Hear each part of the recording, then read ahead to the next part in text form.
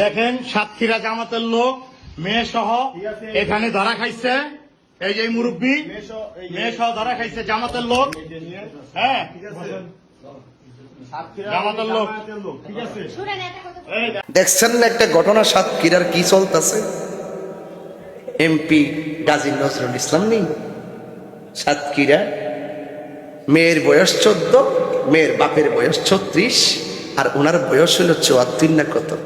মেয়ের বাবা যখন আইসা লাইভ বলতেছে যে আমার মেয়ের বিয়ে হয়েছে ওনার সাথে, আমি মনে করছি মেয়ের বাপ বুঝি ওনার বড় ছেলে। সঠিক তদন্ত করতে হবে। ধরা খাওয়ার পরে AI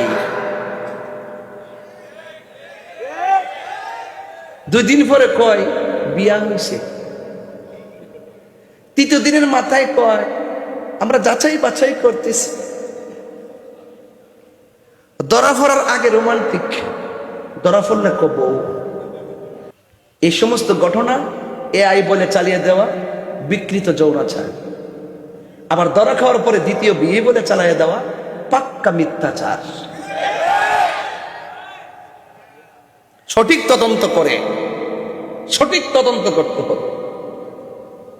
কি সুন্দর লেকচার দে, কইনা আমার বউ লাগে, ধরা পড়লে বউ। কি লাগে? বউ লাগে। তো বউ লাগলে তুই হোটেলে যাস কি লেগে? যেই মাত্র কইছে এটা আমার দ্বিতীয় বউ, আর একটা ভিডিও ভাইরাল হইছে, মানুষ গিয়া ধরছে, কই আপনি হোটেলে কি করেন? এই মেয়ে তুমি কে? এই আপনি কে? কাছে এখন রাখেন না, রাখেন না, এগুলা কেউ বন্ধ করেন না, বন্ধ করেন না।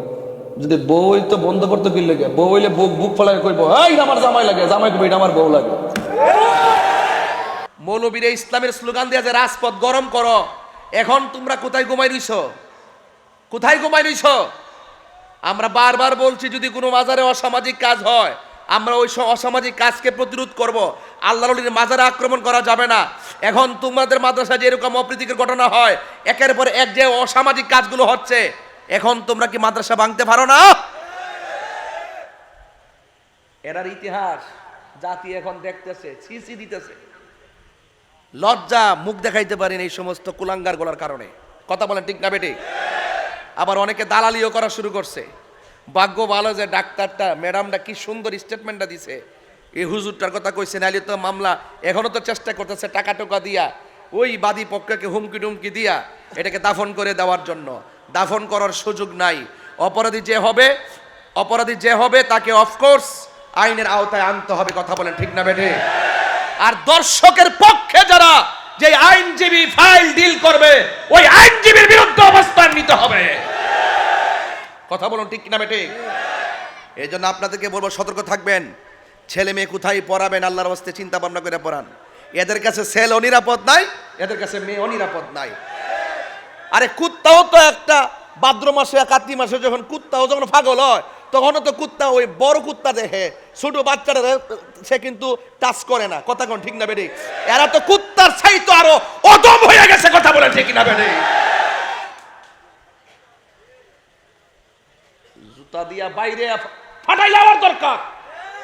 এই সমস্ত বেঙ্গের সাতার মতো মাদ্রাসা দিয়া এই মাদ্রাসার ভিতরে ছেলেকে ধরে আকাম করতেছে, মেয়ের সাথে অসামাজিক কাজ করতেছে, রাষ্ট্রের পক্ষ থেকে কোনো ব্যবস্থাপনা নাই। অনতি বিলম্বে এই সমস্ত মাদ্রাসাগুলোকে ফাইন্ড আউট করে যে মাদ্রাসায় এই সমস্ত ঘটনা হয়, এইগুলোকে পানিশমেন্টের ব্যবস্থা করা দরকার। কথা মানে ঠিক না বেটে?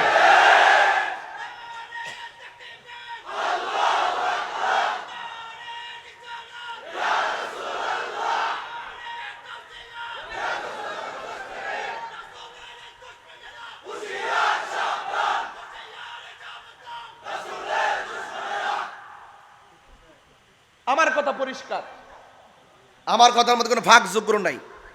কে কি কইব না বলবে এটা শোনার টাইম তাহেরিন নাই। এটা পরিষ্কার কথাই। আবার সরকার দেখি যে আসছে ভালো, কিছু কিছু মন্ত্রী বসাইছে, কয় প্রাইমারি স্কুলে ধর্মীয় শিক্ষক নিয়োগ দেওয়া হবে কওমি মাদ্রাসা থেকে, তাদের এলেম খুব বালা। এটা কি বৈষম্য না? আর কথা বৈষম্য কিনা বলেন? আর এই কথা কন্যা কি লেগা? আপনার দল হলে কি হয়েছে? আপনি তো সবার উদ্দেশ্যে রাজনীতি করবেন। যে বলে তারে কইতেইব। এই দেশের ভিতরে সত্যিকার ইসলাম সত্যিকার ধর্ম শিক্ষা, সত্যিকার ভক্তিমূলক শিক্ষা, সত্যিকার প্রেমের শিক্ষা হাকিকতেই আলিয়া মাদ্রাসায় দেওয়া হয়। এখন ওই মাদ্রাসার ভিতরে কিছু আবিজ ঢুকছে, নিবন্ধন আইছে, এখন আর আকীদা যাচাই বাছার সুযোগ নাই। এনটিআরসির মাধ্যমে নিবন্ধন দিয়া দে, যে বুঝে এরও দে, যে বুঝে না আমরা সাথে পড়ার যোগ্যতা নাই হেরাও এনটিআরসিতে দিকে দিকে লিখা কিছু নাম্বার হয়, পরে এই যে তালিকা দিয়া এইটা ফাড়াই দে, পরে খবর লিয়া দেখি এটা দুশ্মনের রাসূল।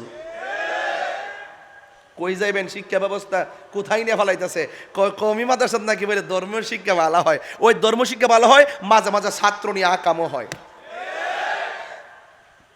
একমাত্র এদের বিরুদ্ধে আইনি কোনো অ্যাকশন না থাকার কারণে, তদবিরের কারণে আর স্বজনপ্রীতির কারণে ওই সমস্ত নাজেহালদের বিরুদ্ধে, বিয়াদবদের বিরুদ্ধে আইন না থাকার কারণে ওরা যা মনে চায় তাই করে। কথা বলেন ঠিক না বেটে? আমি মাদ্রাসার শিক্ষা ব্যবস্থার বিরুদ্ধে না, একের পর এক ঘটনাগুলো ঘটতেছে কেন? জবাবদিহিতা না থাকার কারণে। কথা বলেন ঠিক কিনা? আমি বলছি অপরাধী যে হোক তাকে শাস্তির আওতায় আনতে হবে। আর আমার মা বোনদেরকে বলবো, যে কোনো মাদ্রাসায় মেয়েদেরকে ভর্তি করাবেন না। আপনার মেয়ে আপনার ছেলে অন্য সব জায়গায় নিরাপদ না, নিজে নিয়ে যাইবেন আবার নিজে নিয়ে আসবেন। কোনো ধরনের বাসায় কাউকে রাখছেন তাকে দিয়েও পাঠাবেন না, কোনো কাজের মানুষ রাখছেন তাকে দিয়েও পাঠাবেন না। এখন এমন একটা অবস্থা হয়েছে আপনার সন্তানকে কিডন্যাপ করে।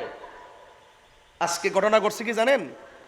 ধান নিতে আসেন, অনেক লিখে ধান নেয় না, এক জায়গা থেকে আসছে ধান নেওয়ার জন্য, মালিক পক্ষ তাকে রাখছে, রাখার পরে একদিন বাড়িতে থাকছে, পরের দিন রাত্রিবেলা মালিকরে মাইরা ভিতরে স্বর্ণ গয়না যা আছে তারা লয়ে গেছে।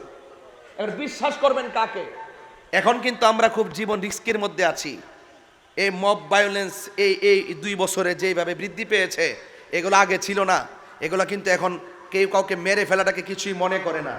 এদের লাগাম ধরতে হবে, অপরাধীর বিরুদ্ধে আইন লাগবে, শাস্তি লাগবে। কথা বলেন ঠিক না বেঠে? আর দিল যদি নরম করতে চান, অন্তর যদি শুদ্ধ করতে চান, তাইলে আল্লাহর ওলিদের দরবারে যান। যেখানে গেলে আপনি খুন কি বুঝবেন না, ধর্ষণ কি আবার মাথায় ঢুকবে না, এবং মানুষকে ঠকানো কি এগুলো মাথায় ঢুকবে না। তার একটাই চিন্তা থাকবে, বসে থাকবে হাটহাজারি, তার অন্তর পরে থাকবে সোনার মদিনা। কথা বলেন ঠিক না বেঠে? আল্লাহর ওলিদের দরবারে খাজা গরিবে নওয়াজ, তিনি এই ভারতবর্ষে এসেছিলেন বলেই তো এই জায়গা আলোকিত। কথা বলেন না কেন? আজকে আমরা খাজার বাবার শান যখন গাই, তখন তারা গাজা বাবা বলে। নাউজুবিল্লাহ কর না কেন? তারা তো নামই শুনতে পারে না, শুধুমাত্র বেতের বাড়ি খাইব দেখা, শুধুমাত্র মঈনুদ্দিন চিশতি রহমাতুল্লাহ কি কিছু মানে, আর নাইলে মানতো না। ওরা দেখছেন না আমার নবী পাক সাল্লাল্লাহু আলাইহি ওয়াসাল্লামের রওজা মুবারক পর্যন্ত ভেঙ্গে দেওয়ার ব্যাপারে গোপনে গোপনে ষড়যন্ত্র করে। আবার কি বলে জানেন? কয় এটা স্পষ্টকাতর জায়গা, নাইলে এটাও ভেঙ্গে ফেলা হতো। কত বড় বিয়াদব দেখছেন! এদের সাথে ইসলামের এবং সমাজের কোনো সম্পর্ক মাথায় রাখবেন, যা বলছি মাথায় রাখবেন।